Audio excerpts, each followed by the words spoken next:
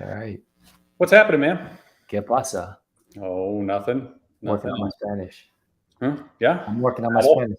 So when I move to Spain, I'm ready.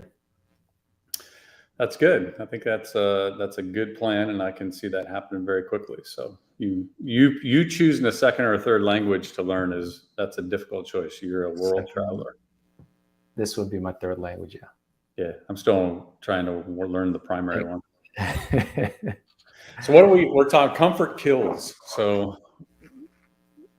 we have been talking about just the changes in the market over the last probably 3 or 4 weeks. I think just what it's doing in individual markets, what it's doing for our business, and I think one of the topics we've been talking about recently is the real upside of market shift. Is I think most of us are, if you've been comfortable for a while, then it's time to realize that it's time to get out of your comfort zone. Now, you wrote comfort kills. So tell me about that. What's comfort kills what?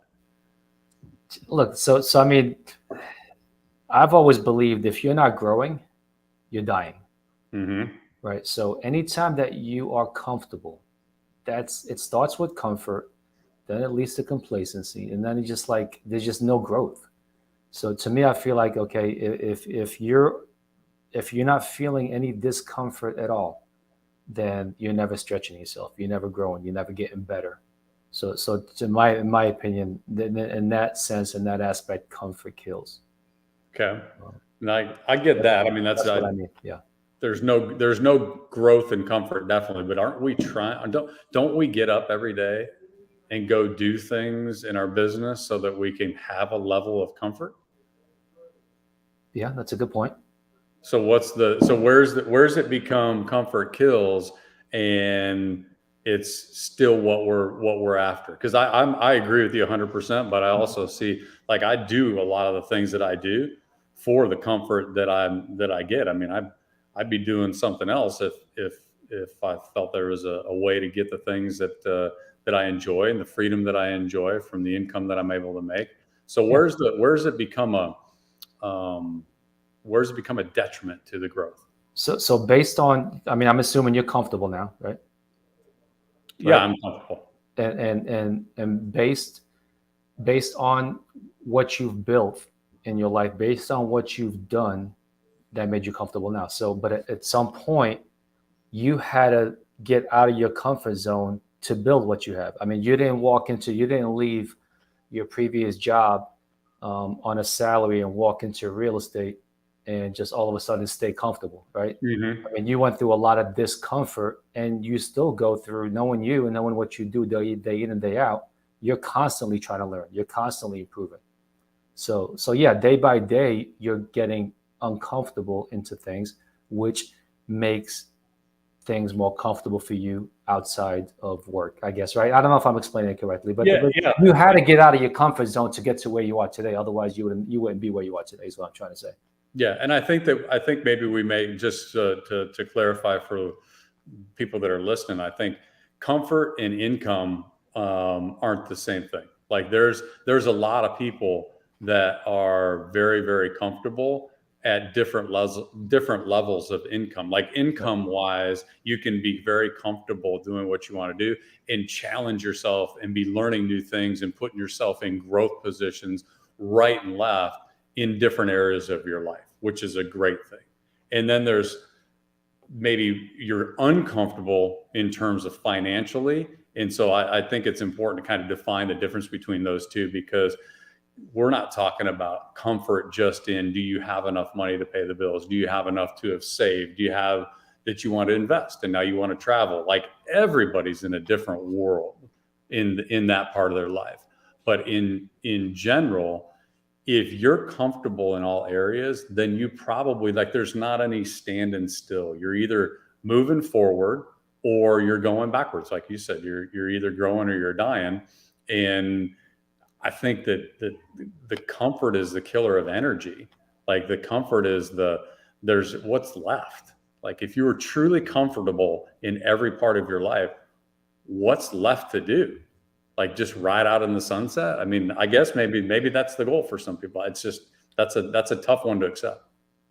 Yeah, I mean, there's a lot of quotes out there. You can live you can live one day. I don't know how many. What's the average year lifespan? 80 years. What's 80 times 365? Like Wow. 200. A lot. Yeah, you can live that same day over and over and over for 80 years. Okay, or you can live an individual day every single day for the rest of your life, right? I don't know. I kind of I chopped that up some, but to me, I feel like, look, that's the whole point of life. The whole point is life is constantly growing, constantly doing something that stretches you. And yeah, we're not talking. I'm not talking financially at all. I mean, I could care less whether it's someone's making $10,000 a year or $10 million a year. It's all about what's gonna get you to wake up tomorrow morning and feel like I'm actually living life to the fullest. And Hmm. I think comfort, again, I could be all wrong. Again, right, we came up with this topic 3 minutes ago with no planning whatsoever, but it's something that's always in the back of my mind. It's like, because I'm um, always trying to do things that get me in a state of discomfort. And Hmm. then most of the time, it's usually physical and on the mental side of it, right? And sometimes business wise, sometimes I'll take some chances business wise and get in a little bit discomfort. I'm probably more conservative on the business side. I like to try to things. I don't like surprises. But like on the physical side, like running and doing things like, the marathon I did on around a quarter mile track, 116 times. Like to me, that was miserable, right? But I really feel like walking away from something like that makes me stronger, Yeah. makes So me why mentally tougher. tell me, that's a great example. And that made me uncomfortable, by the way, just knowing that you're doing it. Just talking So about it, it yeah. helped me. I appreciate that. But what do you get out of that? Because some people you'd say that to, and it could be that, or it could be something else that we do. And they're like, man, why would you do that? So why would you do that? The hope, look, life. There's surprises in life. Like things are gonna pop up on a daily basis. There's gonna be challenges that we go through, right? Every single day, things are gonna be thrown at us. Like if we, I know a lot of people say I don't like surprises. I really would like the same today to be kind of. I don't want anything crazy to happen today. But can you imagine waking up and every single day is the same exact way? Hmm.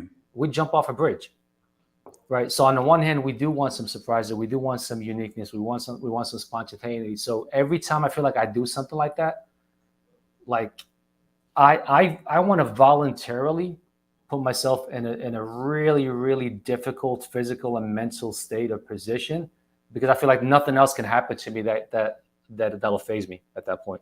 Right. Hmm. So by voluntarily going to these areas mentally, I kind of feel like I'm more prepared for anything that life throws at me. Now, of course, I mean, I don't want to get into the debate. Some people are going to say, well, what if you have a family illness or your father or mother passed? That's completely different, right? I don't know if you can ever prepare yourself for something like that. But I'm talking about Sure. like something, a deal falls through tomorrow. Who gives a crap, right? Little things Yeah. like that, you just start brushing them off like it's nothing. So I think mentally, you just become a tougher person. That's Yeah. where I'm going with this. Yeah. It's practice that you control. You actually by design put yourself in that position to practice, just like you would practice anything else. So then if it comes up, you've kind of been there before. Yeah. Yeah. So I did one of the boot camps, one of the listing side boot camps that I did for the companies. Gosh, it was probably 2 or 3 years ago. The last section, I don't remember what the topic was about for the boot camp, but the last section was called "Expand Your Experiences," and it's kind of what this was. What this topic was, what we're talking about, and in why it's so important to expand the experiences that you have, and that's the same thing as is making yourself uncomfortable or putting yourself out there in places that you're not used to. The one thing that happens in that situation when you purposely do that, and it could be a physical challenge, it could be a mental challenge, it could be just changing up the way that you work your normal day. The upside of that is when you do that and you finish it, and it was something that you had some resistance to it, but you did it anyway. That's one more little building block that the next time something comes up that's going to be a challenge in your mind and there's that resistance to it, you revert back to that and go, but I did this. I didn't want to do this and I did it. And then it's just one more building block that just makes it easier the next time to say, okay, yep, I can do that. Just mentally, it's just that's what's running in the back of your mind versus, my gosh, I can't do this for all these reasons. And then the other one was, we're like, our worlds are, it's like a balloon. And when you blow up a balloon and then you let all the air out, even though the air is all gone from the balloon, you blow it up, you look at the balloon, it's not the same size as it was when you started. And it's the same way with what we do. So when in business, when we go take a chance, regardless of what the result is, if it worked, if it didn't work, if it was a good idea, it wasn't a good idea, when you finish that, you are a different person. You've learned something along the way. Don't ever do that again. Or, man, I need to double down. I need to do more of this. But you learn something and you never go back to that original size. So if you don't ever do that, then you literally stop at that point and say, no more experiences, no more growth. And if you continually, deliberately put yourself in those positions, then it expands and expands. And suddenly you look back and you go, I'm doing stuff that I never even thought there'd be a chance to me to consider doing it. And now it's normal. Yeah, that's a great point. So you're a lot more eloquent in the way you phrase things than I am. So you're never the same person again. Yeah, I mean, you're not. And here's the ironic thing is the bigger the fear, the more resistance you have to something, the bigger the reward is when you actually break through it. Like the bigger the confidence gain that you have when you break through it. That's the ironic part. I thought you were going to say the bigger the fear, the bigger the warning sign. Like that's the alarm going off telling you that you should. Like if you say, should I do this? And it's like, yeah, maybe, but I don't know if I want to. Yeah, you probably should. If you're like, no way, then you definitely should. And most things, Greg says all the time. If you say you can't, you should. Yeah. You must. You must. Okay. Yeah. If I think I can, then I must. And that's, that's kind of a motto of his. And there's a powerful feeling when you stop using the word impossible, when you stop using the word I can't. Like there's nothing that we can't do if we set our mind to it. I mean, it's within reason, right? I'm not gonna, like, you're not gonna. I can probably still dunk a basketball. You probably can't dunk a basketball ever. Nope. I could not, and you cannot. You don't think I can anymore? I can't. I don't. I probably can't right now, but I can probably work my way back to it. Yeah. So, what Pitbull says about impossible. So talking about comfort. Okay, so you're doing an Ironman. I am. Got roped into that. Talk about discomfort. Mm-hmm. Right. Tell me about that.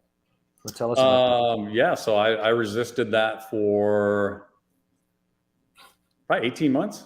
Yeah. And knew the first time it was brought up that I'd end up doing it, but I played the game and resisted it for about 18 months. And then this is another, I hadn't even thought about this until you brought this up. Then in a situation where we were doing something that we like to do, we went and, did a pretty good hike in Peru and spent some time, myself, you, Greg, a couple other people. And so in that time when we're in the mindset of like, all right, we've got this challenge in front of us, we've got to go and do this.